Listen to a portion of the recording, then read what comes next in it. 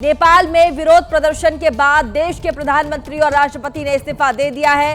इसके बाद भी नेपाल में विरोध प्रदर्शन पर कोई असर फिलहाल पड़ता नजर नहीं आ रहा।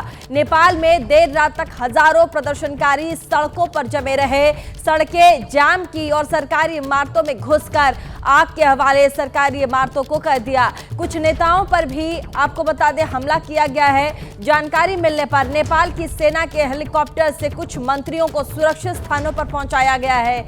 दूसरी तरफ नेपाल की सेना और पुलिस ने रात भर सड़कों पर गश्त किया है। तो ये बड़ी खबर इस वक्त की शुरुआत बुलेटिन की बड़ी खबर के साथ। नेपाल में अभी भी जो हिंसक प्रदर्शन है वो थमने का नाम नहीं ले रही। आपको बता दें कि देश के प्रधानमंत्री और गृह मंत्री के इस्तीफा दे देने के बाद, राष्ट्रपति के इस्तीफा दे देने के बाद, उसके बाद भी जो प्रदर्शनकारी हैं फिलहाल अपने प्रदर्शन को रोकते नजर नहीं आ रहे। आपको बता दें रात भर जो प्रदर्शनकारी हैं वो सड़क पर जमे रहे, लंबे लंबे जाम लगाए, आगजनी की, बड़ी बड़ी सरकारी इमारतों को आग के हवाले कर दिया। तस्वीर आपको दिखा रहे हैं, 3 तस्वीरें इस वक्त आप देखिए और तीनों ही तस्वीरें ये देखिए देर रात नेपाल की आई हैं, जिसमें सड़कों पर कैसे युवा जो जेनजी हैं वो कैसे प्रदर्शन करते सड़क पर नजर आ रहे हैं। साथ ही दूसरी तस्वीर देखिए, सरकारी इमारत है, इसे नेपाल का भव्य दरबार कहा जाता था। कैसे रात भर धूं करके ये जो दरबार है, शाही दरबार है, वो जलता रहा और सड़क पर देखिए गश्त करती नेपाली सेना ताकि किसी तरीके से इन्हें कंट्रोल किया जाए और आगजनी करने से रोका जाए। इसलिए सेना भी रात भर गश्त करती नजर आई। सोशल मीडिया प्लेटफॉर्म पर बैन से उपजे आंदोलन ने नेपाल को विद्रोह की आंख में झोंक दिया। सरकार के खिलाफ सड़क पर उतरे युवाओं ने राजधानी काठमांडू में संसद भवन को आग के हवाले कर दिया। तो वहीं नेताओं और मंत्रियों को भी नहीं बख्शा गया।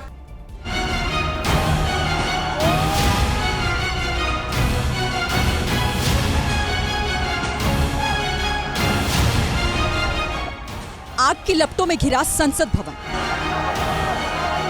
प्रधानमंत्री कार्यालय, राष्ट्रपति भवन, नेपाल का सुप्रीम कोर्ट। यह सरकार के खिलाफ उपजे गुस्से की वो तस्वीर है जिसने नेपाल को जला डाला।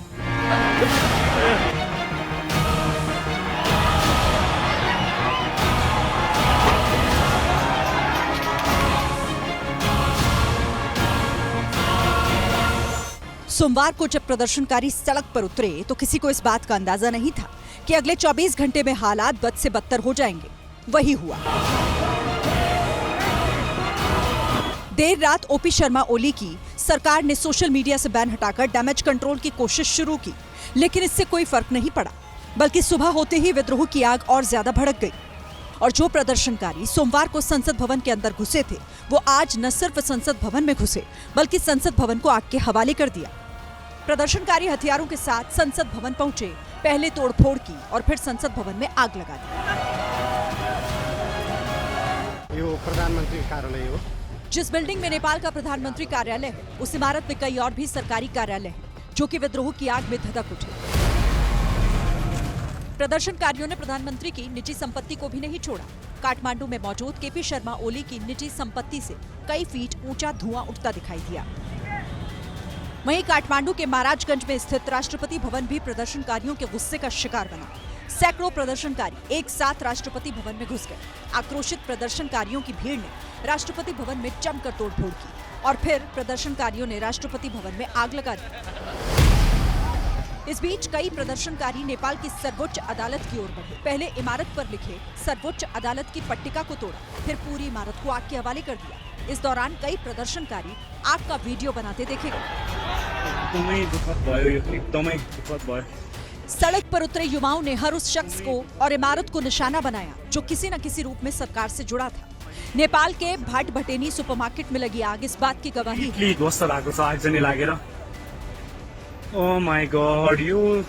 दरअसल भाट भटेनी सुपरमार्केट मन बहादुर गुरंग का है, जो कि सत्ताधारी नेपाल कम्युनिस्ट पार्टी को चंदा देने वालों में से एक रहे हैं।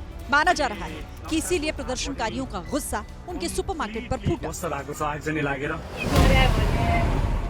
इधर देर शाम और निजी इमारत प्रदर्शनकारियों के गुस्से का शिकार बनी। आक्रोशित भीड़ ने नेपाल के सबसे बड़े मीडिया हाउस की इमारत को आग के हवाले कर दिया। सामने आई तस्वीरों में बिल्डिंग का ऊपरी हिस्सा आग की लपटों में घिरा दिखाई दिया। यहाँ से कांतिपुर समाचार और काठमांडू पोस्ट का संचालन होता था। इधर प्रदर्शनकारियों ने नेपाल टेलीकॉम के कॉर्पोरेट ऑफिस में भी आग लगा दी, जिसके बाद बिल्डिंग से कई फीट ऊंचा धुआं उठता दिखाई दिया।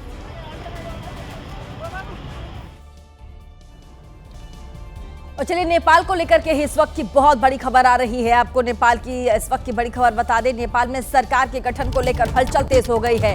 नेपाल के सेना प्रमुख की बालेन शाह के साथ बैठक है। बैठक में रवि लामिछाने के मौजूद रहने की संभावना जताई जा रही है। आपको बता दें, नेपाल हिंसा में अब तक 24 लोगों की जान जा चुकी है। जेलों में आपको बता दें तकरीबन 2000 के करीब जो कैदी हैं वो फरार हो गए हैं। तो आपको बता दें कि अभी फिलहाल इस उग्र प्रदर्शन को देखते हुए जो सेना के प्रमुख हैं उन्होंने मोर्चा संभाला है और युवाओं से फिलहाल शांति बनाए रखने की अपील कर रहे हैं। लेकिन इसी बीच जो तमाम अन्य पॉलिटिकल लोग हैं उनसे बैठक कर रहे हैं और साथ ही आपको बता दें कि आगे क्या होगा उस पर भी नजर।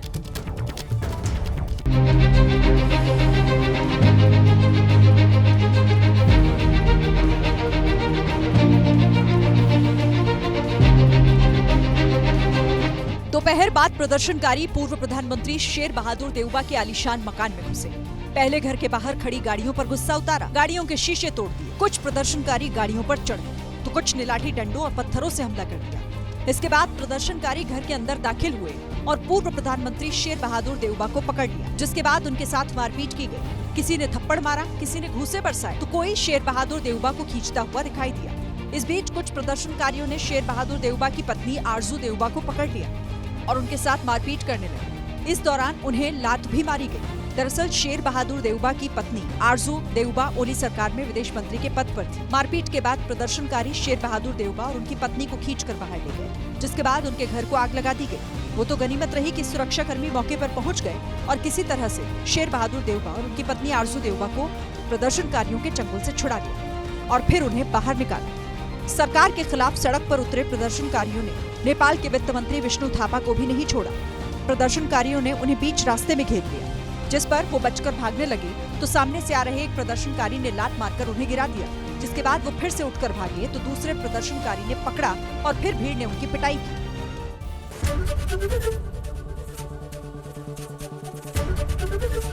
एबीपी गंगा, खबर आपकी, जुबान आपकी।